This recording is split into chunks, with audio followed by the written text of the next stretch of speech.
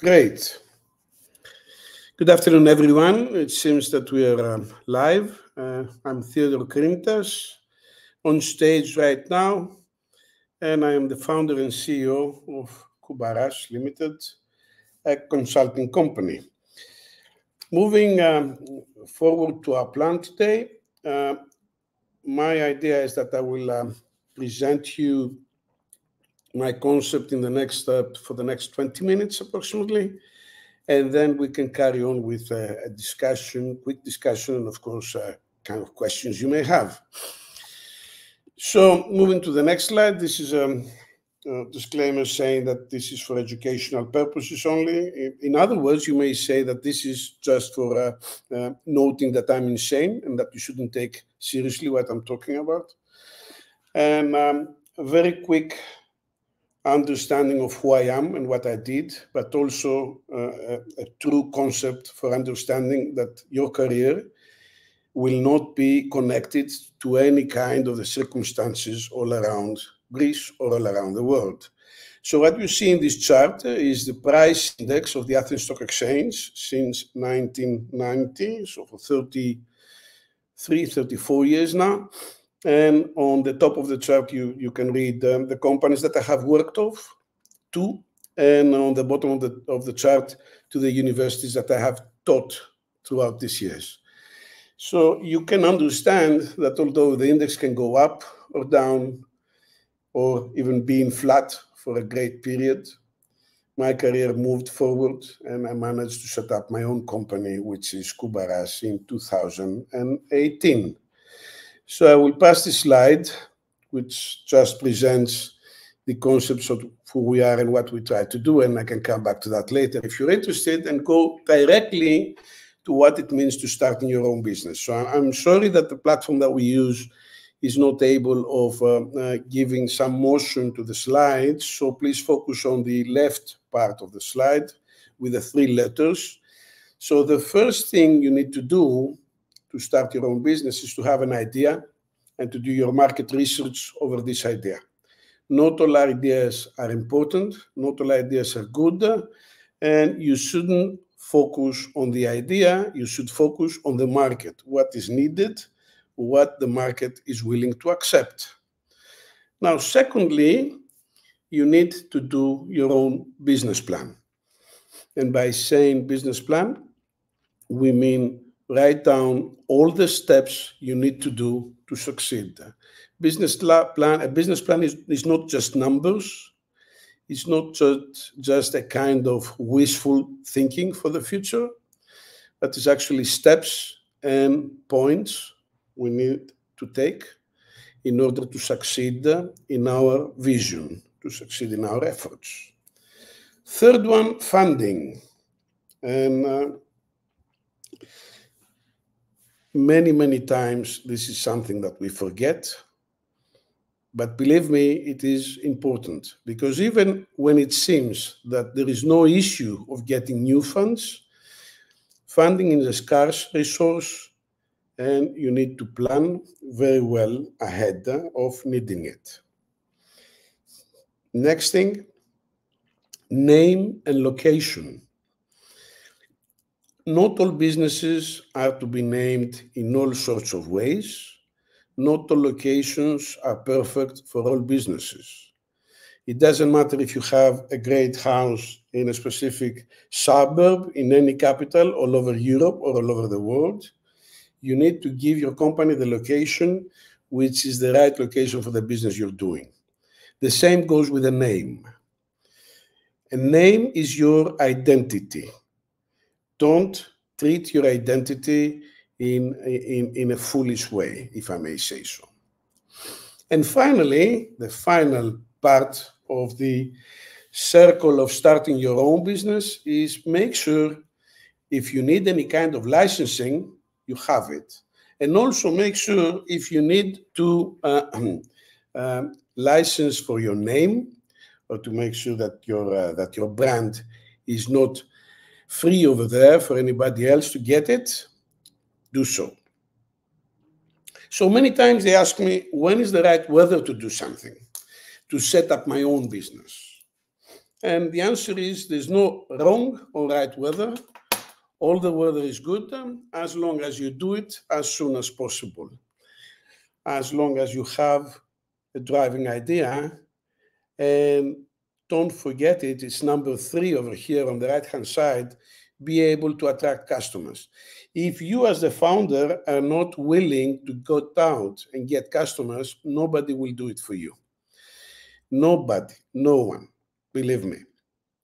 Then you have to feel comfortable with it. And not only you, all those people who are willing and you expect them to support you. They have to feel comfortable with this step, and you need to set a date. Because if you don't set a date, a plan becomes a wish. And if you need a plan, you need to set dates. And this, remember it for the rest of your life. Anything, any kind of company you set up, or any kind of project you start, you need to generate a unique selling proposition. You're out there among thousands of others, competitors, rivals, or friends, or helpers, or whatever you may call them, trying to get the same client. So the question is, why you? Why you should get the client? Remember, the unique selling proposition is not something that convinces you.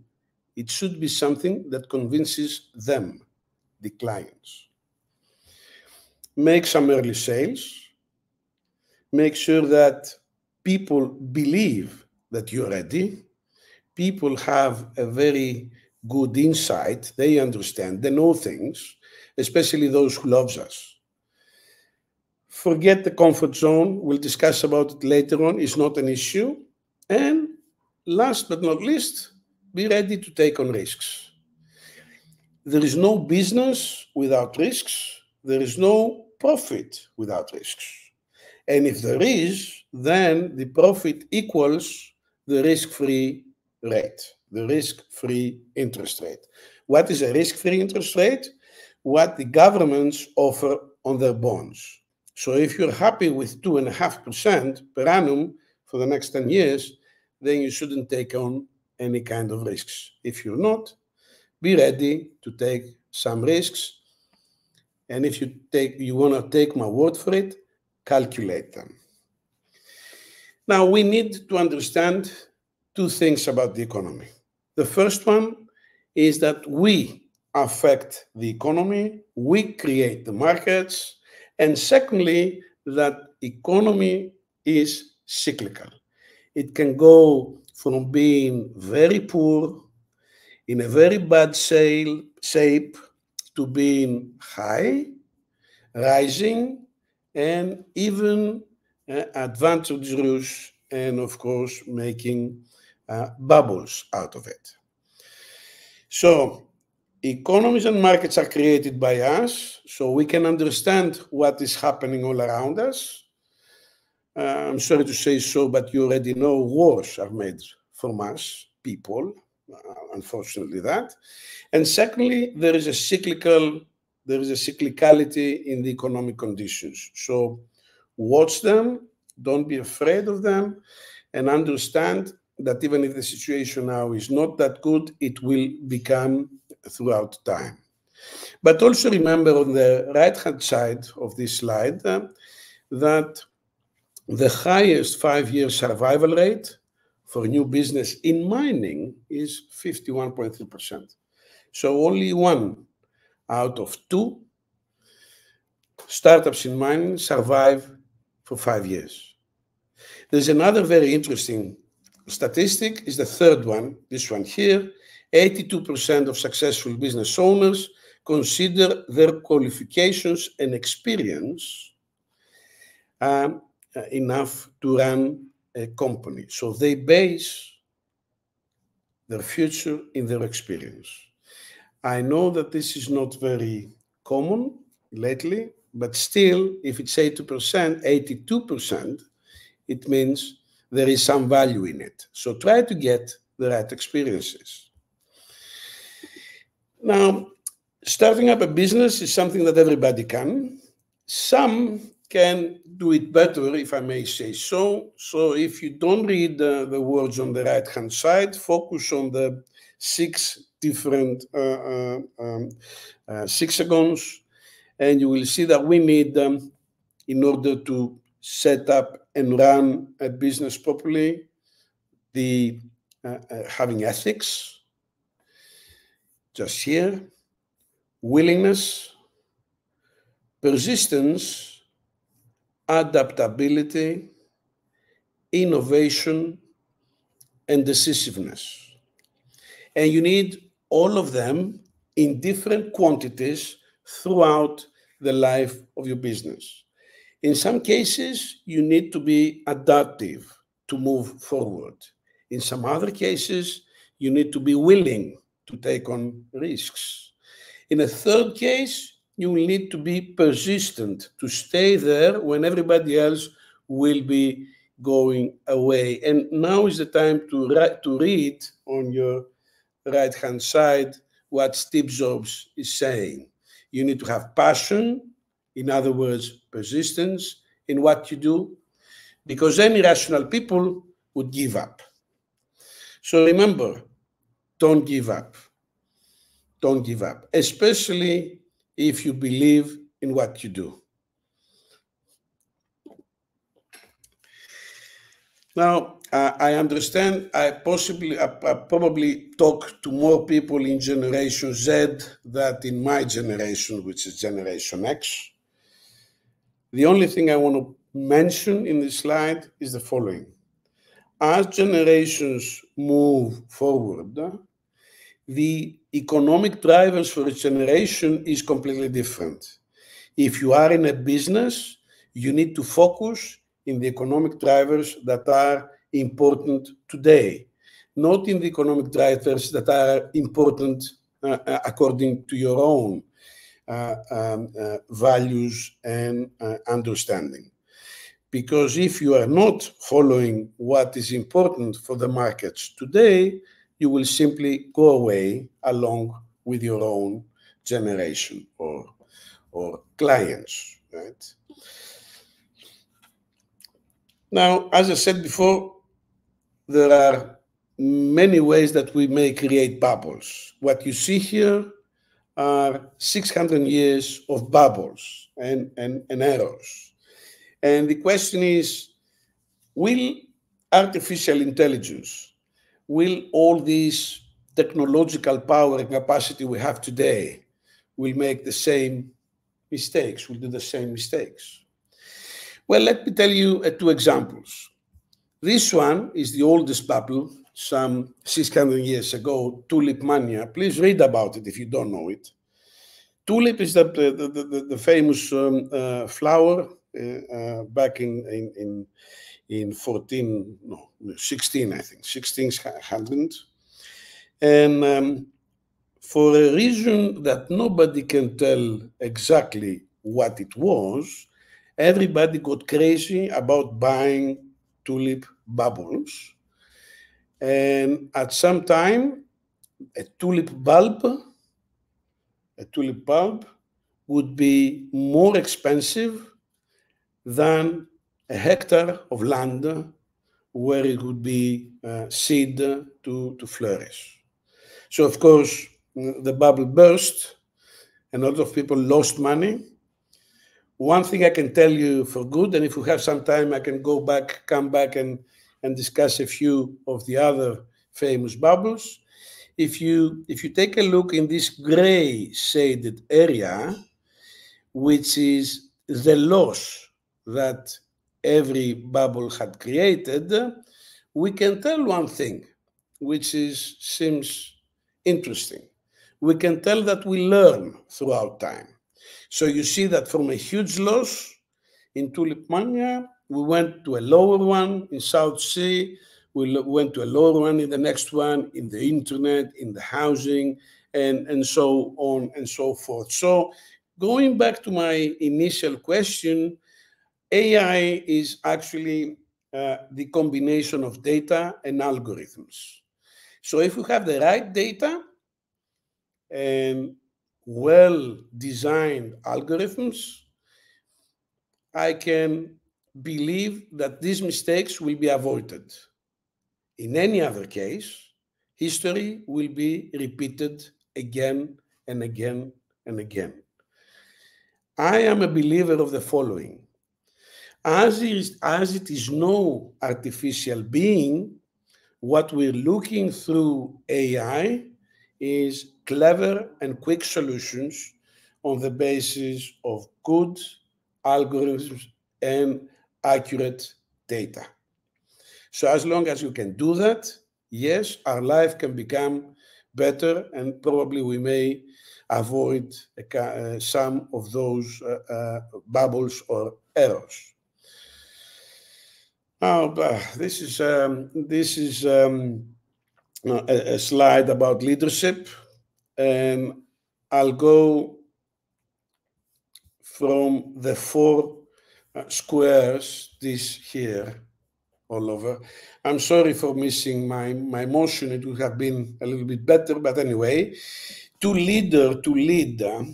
set up a company, we need to lead. And to lead, we need to have some specific characteristics. I consider empathy a very important characteristic.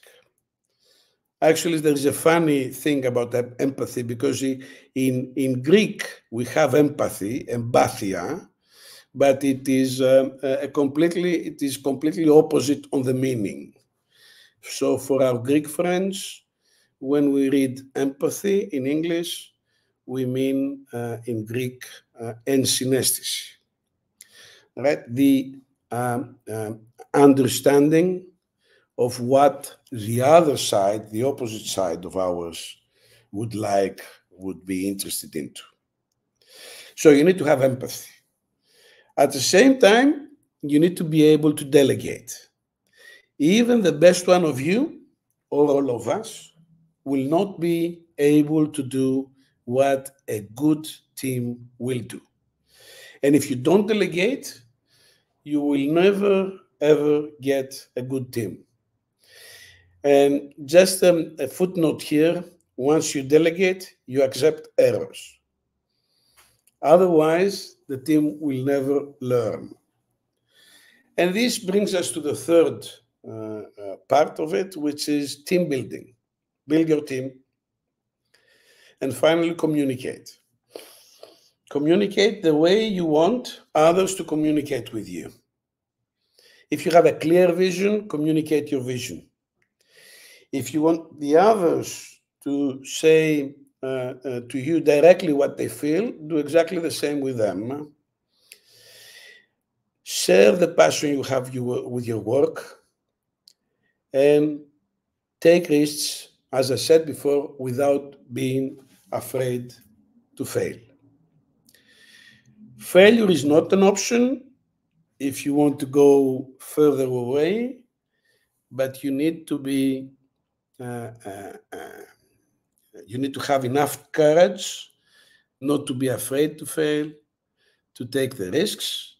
As Steve Jobs said, any rational man would give up, but don't give up. And we move forward to this one slide, which is what I actually did. I asked ChatGPT the difference between an artificial and an intelligent CEO. And it's great that not only that I did, that I got the responses that you read in front of you, and which make it clear. An artificial CEO is a CEO who uses data analytics and algorithms, who uses data to make decisions and optimize. So an artificial CEO optimizes using data. On the other hand, a smart CEO has deep understanding, strong vision, and manages challenges. And of course, the same ChatGPT says, well, remember that what we're talking about here, the smart CEO, are qualities and capabilities of the CEO as a person, as a human being. So if you ask me, Yes, we need an AI CEO. We need both of them. And if we can use data and algorithms to make optimization even better, then at the same time, we need a smart person to understanding the industry, to follow the vision, and now manage all complex business challenges we have ahead of us. And if you have any question on that, you may come whenever you feel like. Now, learning from music is not by chance. I'm a musician. I mean, I play the piano ever since I was a kid, and I found this comparison very interesting. If you consider all musical parts, all music actually, all songs, for example, have these three parts: rhythm, harmony, and melody. When it comes to rhythm and harmony, because more or less they are mathematical problems, they can build perfectly, or 99%, if I may say so, through AI. Simply because algorithms can do the job perfectly, very quickly, accurately, and everything. When it comes to melody, of course we can build melody. And Awa, for example, Awa.com is a good example of melody building out of nothing, but you miss the beauty of the expression of the soul of the human being. This is what makes Beethoven, and this is what makes any nowadays well-known and beloved singer what they are. It is their own soul. That is the beauty of their own expression.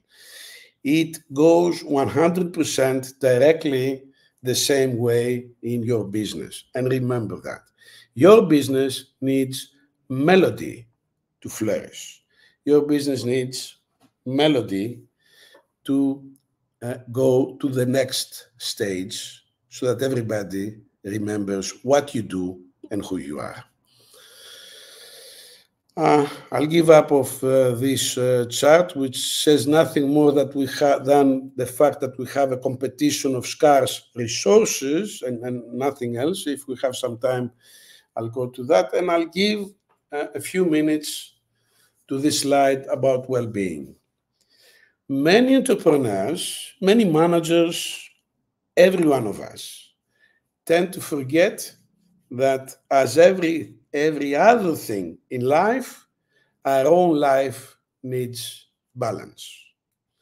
And to be able to get this balance in our life, we need to focus, first of all, in our self-care. Don't forget your own self.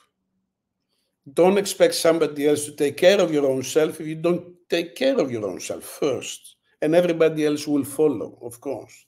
There are people out there who loves us and loves us a lot, but we need to make sure that we take care of our own self. Now, to doing so, to being able actually to doing so, you need to have good time management. Now, believe it or not, time management is the most easy thing to set up in your life. It comes in books this thick, 30, 50 pages, and they give you all sorts of mechanical concepts to manage your own time. Now, first you need to understand why you do what, and then you can find 1,000 different tools, and of course, AI tools today as well, to do so. Excuse me. Third step, work-life balance. Work-life balance, it doesn't mean to have the same schedule every single day. Work-life balance means to remember that you have a life when you are at work and that you have a work when you are in your personal life. Work-life balance means that you shouldn't spend too much time at work when your kids are 5 or 3 or 6 years old, because they're not going to be there in this age, I mean, a few years after that. And at the same time that you have to focus on being successful in what you do, because especially if you set up your own business, this is the only thing you have at work, your own business. And finally, my best advice regarding well-being, make sure you set up a support group. What is a support group? It's a group of few friends or colleagues, acquaintance, probably your wife or husband, or anyway spouse in general. A few friends, a few people who will be there to listen to you whenever you need to, who won't be there just to judge you, just to remind you what you did wrong. You know what you did wrong. This is why you are harsh on yourself. But they will also be there to listen and to give a kind of advice, or just even to get you out for a drink. Every one of us has a support group. What is the most common mistake? Whenever we feel bad, we don't call them.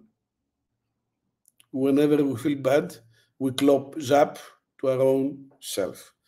So set up a support group, and most importantly, use it. This is much better when it moves. The idea is the following. Don't believe that only because something changes in a picture, changes in reality. It doesn't change. So I asked a 20 years younger self, so in picture is there, but the human being is absolutely the same. So 3 final points. Take the first step, exit the comfort zone, and forget about failure. Because if you don't set up your own mind, you will not succeed. Finally, yes, we can start up a business, especially on AI technology, and at the same time foster our well-being if you lead it. So lead the business you set up, and don't lead anybody else. Don't leave anybody else to lead it for you. Thank you very much, and I'm here for questions if you have any.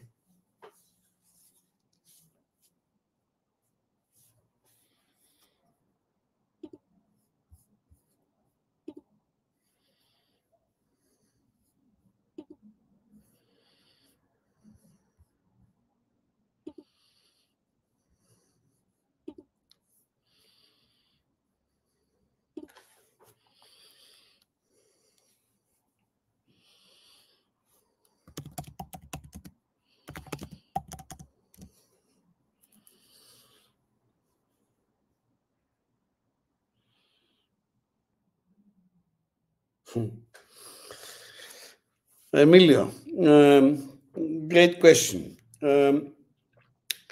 I think, I'm not sure, honestly speaking, I don't know, but I think the most probable answer to that is that the economy itself is not ready yet for a 4 days work. But I think this is something we will see sooner than later. And the reason is that the technology we have, as you mentioned, lets us disconnect working life, working time schedule from being efficient or effective. I can tell you as a final remark the following. When I was 30 years old, some 26, 28 years ago, my supervisor told me, Theodore, I don't really care if you are here for an hour or 7 hours or 8 hours or 10 hours, as long as the job is done. So that was 1996, 1995, 1996. And the technology couldn't help me. Today it can. So I think we'll see it sooner than later. And going to Dimitrios, you're welcome, Dimitrios. Would it be possible to start a business with a zero budget? Great question. Great question. Quick answer, no. But it depends on what you have on your mind with respect to budget. If, for example, you have zero budget, but thousands of hours of your personal work to offer, then yes, you can start your business, because the first thing you need to put in there is your own time, your own effort, your own mind, your own soul. Now, if the business is services company, you don't need too much money to start it. But if you want to start an industrial enterprise, like, I don't know, a robotics manufacturing, of course, you cannot do it with zero budget. So my advice on that, start savings, your own savings, because it will be your equity that will help you in the end.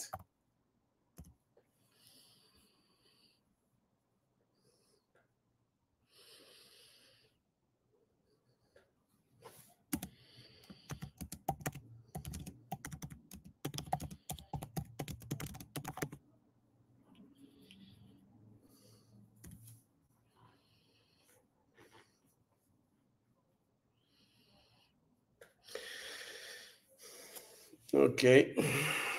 Sivakar, excuse me if I don't pronounce your name very well. We have a development team in India and we're working for European clients. Is there any way we can collaborate? If you mean if we can collaborate, if you can collaborate with me, it depends on what you're building. So you have already the details on my presentation, so maybe you can send me an email or you can get me on LinkedIn. And Stefanos, what advice we would give to a person in the 20s to succeed with their own business and studies? As far as studies is concerned, Stefan, I would advise you to study whatever makes you comfortable and enjoying. So if you study what makes you feel happy, it will be better. Now, with respect to your own business, concentrate on what makes you feel comfortable as a businessman. If you don't feel like it, you haven't found it yet.